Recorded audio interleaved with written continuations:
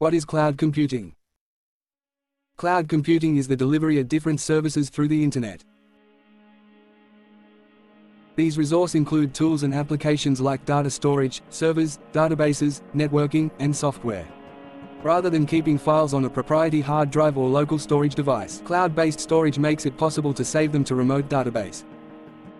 Cloud computing is a popular option for a number of reasons, including cost savings, increased productivity, speed and efficiency, performance, and security. Cloud computing is the delivery of different services through the Internet, including data storage, servers, databases, networking, and software. Cloud-based storage makes it possible to save files to a remote database and retrieve them on demand. Companies that provide cloud services enable users to store files and applications on remote servers and then access all the data via the Internet.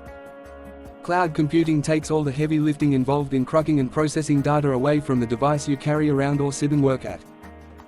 Public cloud services provide their services over the Internet for free. Private cloud services, on the other hand, only provide services to a certain number of people.